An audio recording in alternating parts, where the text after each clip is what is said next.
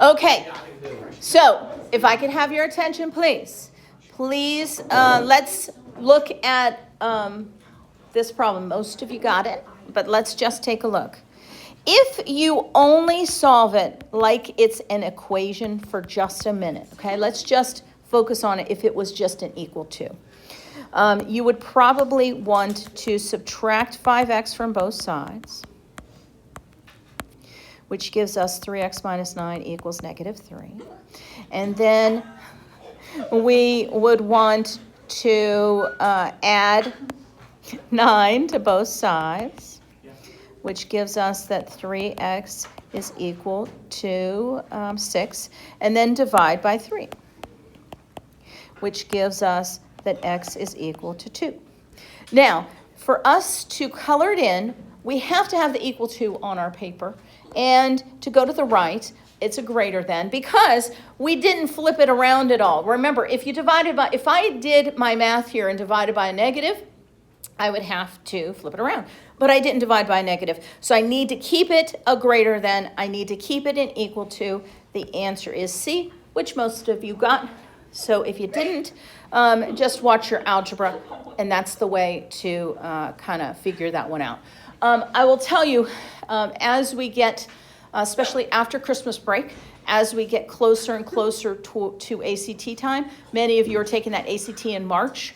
So we'll start doing more and more of these to really make sure that you're understanding, and we'll get some ACT questions going for you. Everybody good with that question now that you've seen it? Yeah. Great. Okay, so now at this time, if you could go into Google Classroom. In Google Classroom, please, if you could please find for me the 3.1 homework. And remember, this is a PDF. So you want to open in a new tab, and once you open in a new tab, could you please download it and open and edit? That's probably the most efficient way to do this one. So please, at this time, get it ready that you can write on it, and I'm going to do the same. Now, chapter 3 itself is about systems of equations and inequalities. So what I want to talk about is some of that new language. How do we solve a system? What is a system? Things like that. And we're going to start out doing it by graphing. Now, we just finished graphing linear equations. So we're getting better at that graphing of these equations. And so 3.1 should be one that's pretty straightforward. Let's start with the first main idea. What is a system of equations? A system of equations is a set of equations where you are finding a common solution.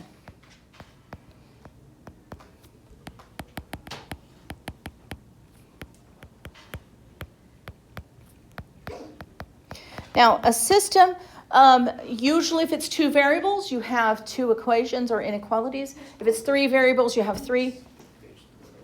If you have three, you'll have three equations or variables. But we're going to start out, most of chapter 3 we'll do two variables, our x's and y's, and eventually we'll get to having three variables, x, y, and z. So, yeah.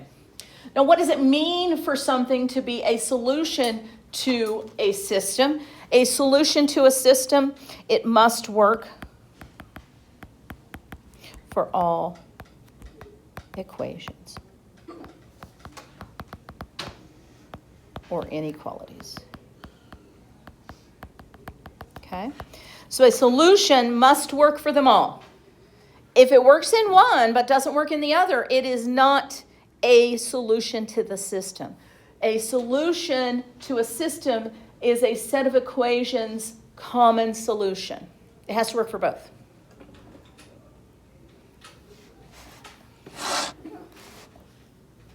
Has to work for both. Or three, if there's three of them.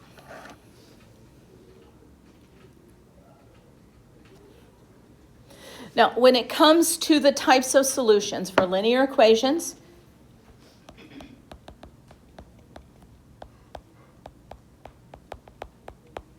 there are three main types we're looking for. there are going to be three types. If the lines are overlapping, we consider the solution all points on the line. So you can even use the infinity symbol if you want. That's okay. That's very commonly used. We call that type of set a consistent dependent set. So if you draw two lines and they overlap, the solution, what points do they have in common? Well, they have them all in common. So overlapping lines, we consider all the points on the line a possibility, so an infinite number of solutions. So the x can be usually all real numbers, and so that is a consistent dependent set. Consistent independent set is the one we most are going to see. They make an x. There's one point that they have in common. So intersecting lines will have one solution. Your solution will be some point, xy. So consistent have some type of solution. Dependent has many, many solutions. Independent has one particular point. Independent of what I do, we're getting a point of 2, 7, a point of -1, 0, or whatever. Inconsistent is something that has no solution. So that would be a set of parallel lines. They don't have any common points. That's the definition of parallel lines. Two lines where they have no common points and never intersect. So you can use, if you want to use that null set symbol, you just make a circle with a slash through it. That means no solutions. A circle with a slash through it this way does not mean the same thing. So make sure it is a vertical slash through it. The other one means a different symbol. So, okay. So that's the terminology. And so if you make sure you have that written down, and then we'll look at some examples.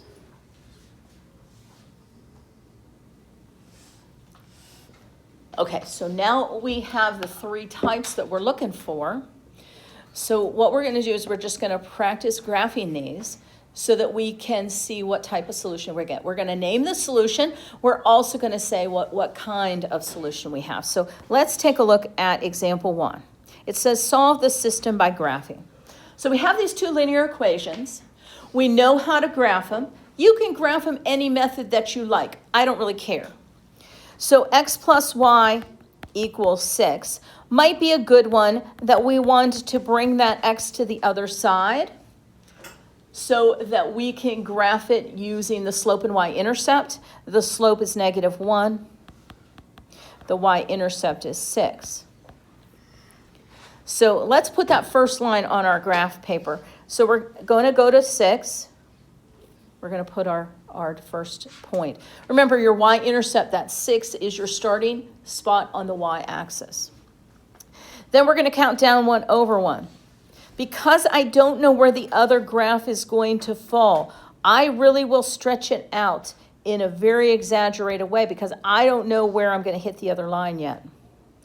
And this is one time, now it's hard on the on your computer to do this, and I have the tool at least that I can make it straight.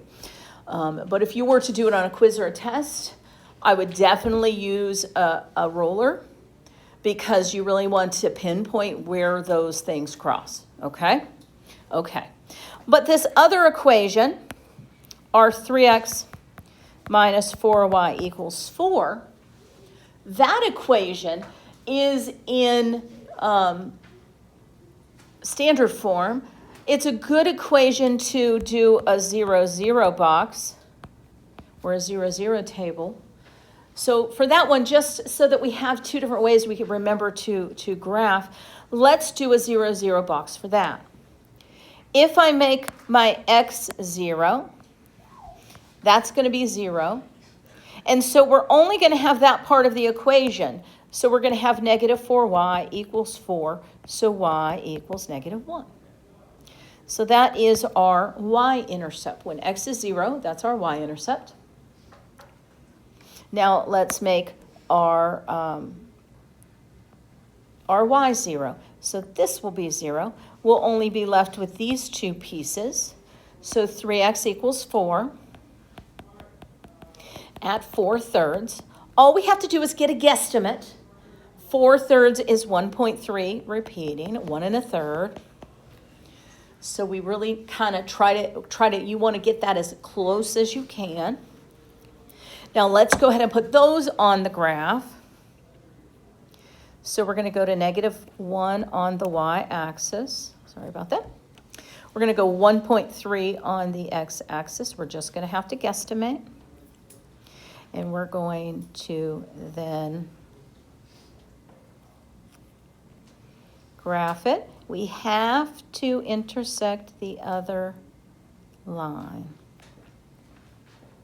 Let me make this go here.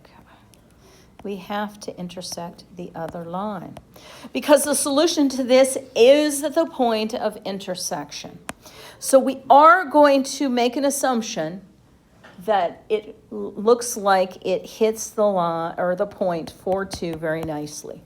And I want to get you guys in the habit, please, to label the point where they meet. Okay.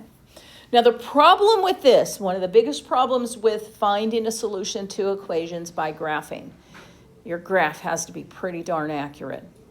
Because even mine doesn't look like it hits perfectly at 4, 2. It's super close to 4, 2, so I'm going to assume it's 4, 2. But the accuracy of these graphs becomes then so much more important to find the point of intersection. So the solution is the point 4, 2. That's the answer. So if I said, what is the solution to that system? You would say, oh, it's the point 4, 2. If I say, well, what kind of system is it? You would say that it is consistent. It had a solution, and it is independent. Now, this is the way I remember it. Independent of whatever I do, they're always going to cross at 4, 2. So if they cross at a particular point, it's consistent. I found an answer that's consistent with 4, 2. And no matter what I do, independent of anything I do, I'm always going to get 4, 2. Okay? So this is a consistent, independent example. Okay? I don't care what method you use to graph. If you would like to solve it for y every time and use the slope and y-intercept, go for it. If you want to plug in points, go for it. If you want to do the 0, 0 chart, I don't care. Whatever floats your boat. But you have to try to graph them as accurately as possible. You can check them in Desmos. We could pull up Desmos. We could put in those two equations and see where they hit. Do they have the same slope I do? Do they have the solution? On Desmos, you can tap on the solution, and it will show it to you. Okay. Everybody good with example 1? Okay, example 2. Let's do it again. Now, 12x minus 9y equals 27.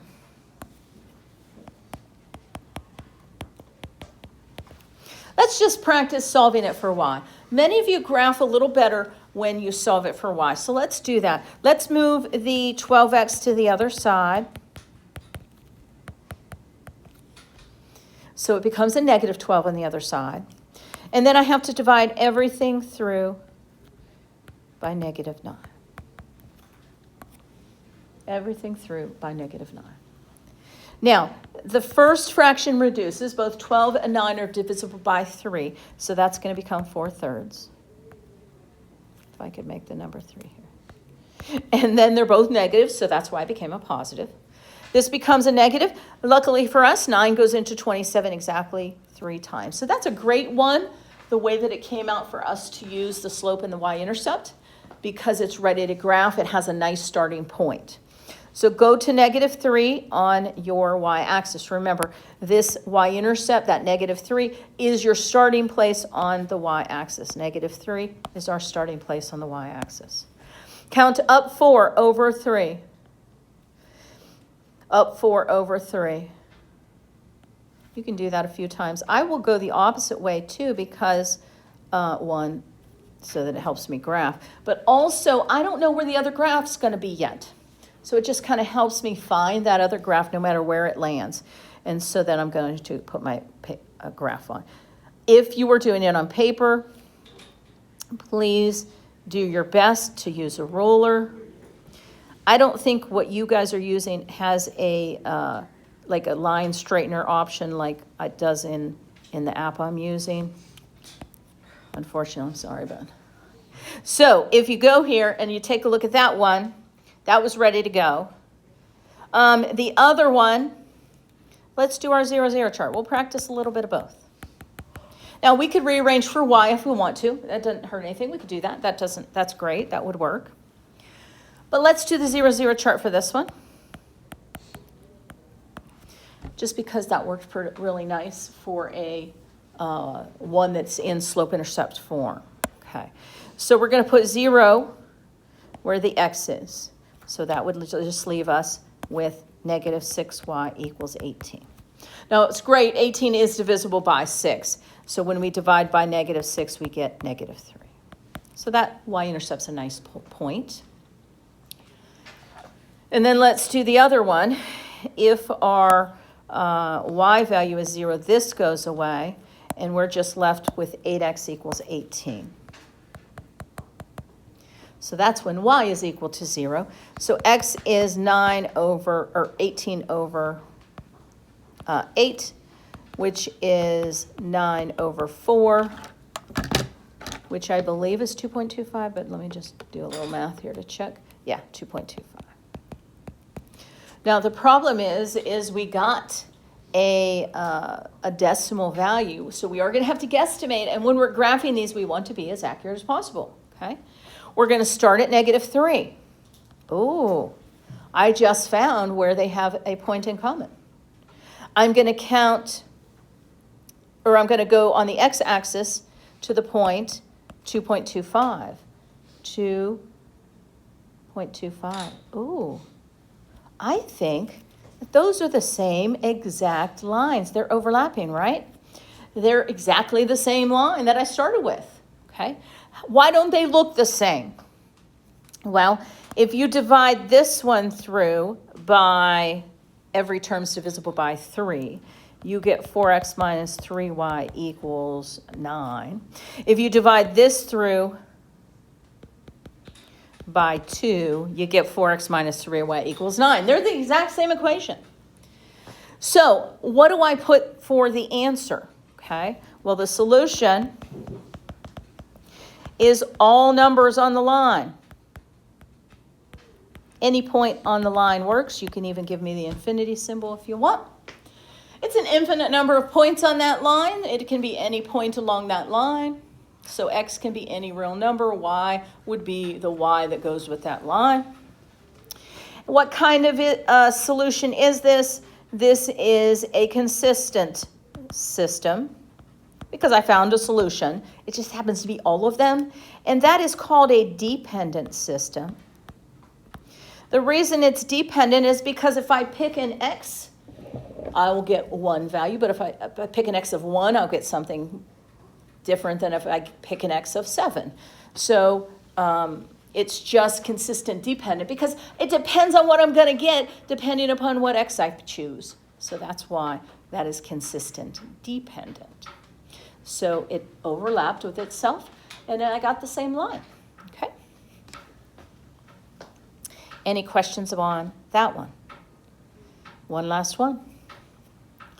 So our first one here, 4x plus 6y equals 18.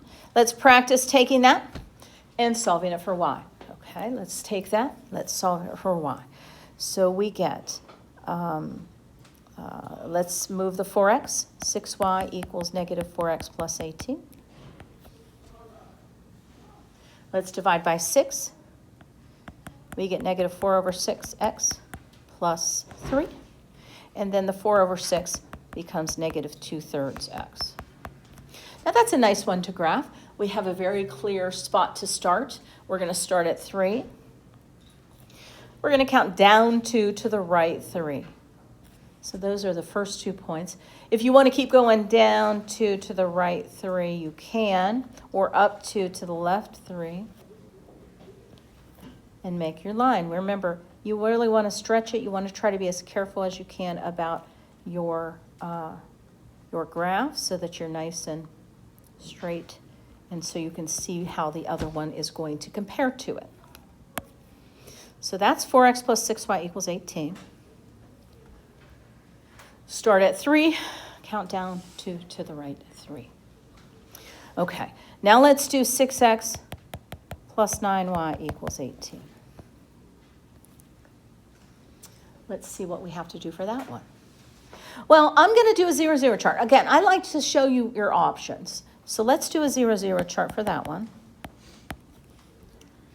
If 0 is our x, then we just have that 9y equals 18. So y is 2. So we hit the y-axis at 2. If our y is 0, then we just have 6x equals 18. So write that down. So x is 3. So for two very nice points that we can find and graph. I like when they come out, both our x and y intercept come out to be nice values. It makes our life easier when it goes to graph them. So come on over here. On our y-axis, we're going to hit 2, positive 2. On our x-axis, we're going to get positive 3. We're going to connect them.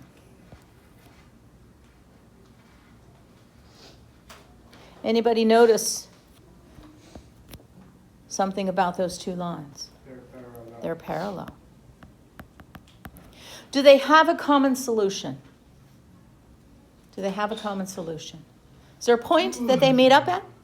No. That's the definition of parallel. You learned that in geometry class. Two parallel lines are two lines that never meet, never cross, never have a common solution. So there's no solution. Feel free to write the null set. That's fine by me. But if I ask you what kind of system this is, a system with no solution is called inconsistent. Consistent systems have a solution. Inconsistent systems do not.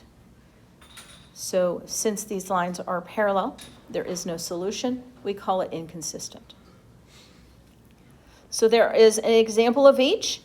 Our top one, example 1, was a consistent independent system. It crossed at 4, 2. That's our solution.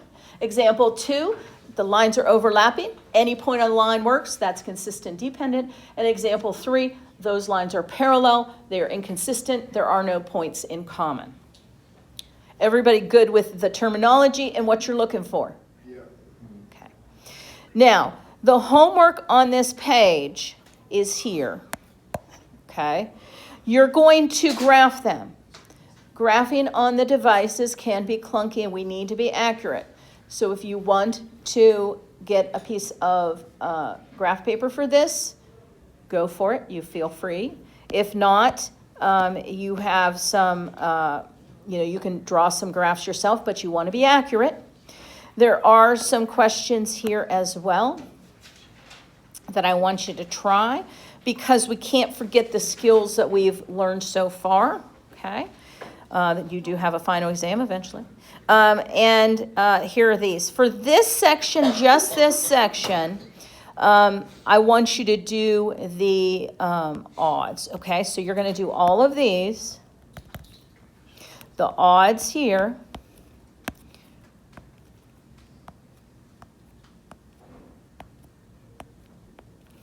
And then all of these ones. Okay?